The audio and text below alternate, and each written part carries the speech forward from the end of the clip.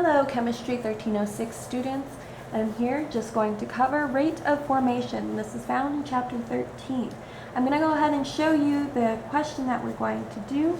First, let me present you with our equation that we need to manipulate. So first off, rates are going to be the concentration over time change.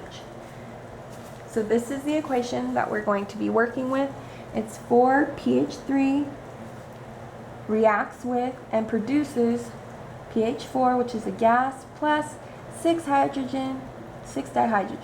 So from here, look at this. This is our rate. It's concentration over time. We are presented with this question right here. There we go. So suppose that a particular moment during the reaction, molecular hydrogen is being formed at a rate of 0.234 moles per second. Notice right here we have moles per second. That is our rate that is going, so that is concentration over seconds. Now let's look what the question would like. At what rate is P4 changing? And also, at what rate is pH3 changing? So from the equation that I wrote down for you right here, we have that pH3 is depleting. So this is eventually at the end of the reaction going to be gone and making these two molecules over here. So the way you would write it would be negative, because it's depleting, it's going away, it's not going to be there anymore, 1/4. 1/4 is just the way we write it. So you're going to take the coefficient and put it under 1 because it is depleting. It's a fraction. It's leaving the building.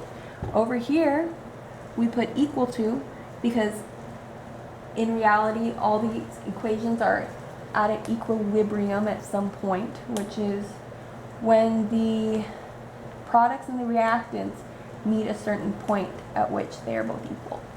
So right here we have the delta P4 over time, because look over here, we have the concentration over seconds. So we have our concentration, our changing concentration over our changing time. And then we also have equal to what I just told you, the 1/6. And notice there is no negative sign because these are products. This isn't O. Okay, so these are products. These are being made. They are on the positive side. So we have a given. Right here we have 0.234, and that is the rate at which the molecule hydrogen is being formed. And since they gave you this rate, you pretty much have what you need to solve the entire equation. Here's your delta hydrogen, and it's over time is equal to your given. So I put in orange because I underlined in orange. Right here, this is how you would solve the equation. We're looking to find P4.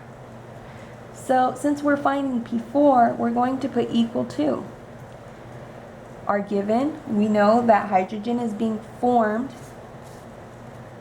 1/6, so we multiply it by our given, which is right over here, We multiply that.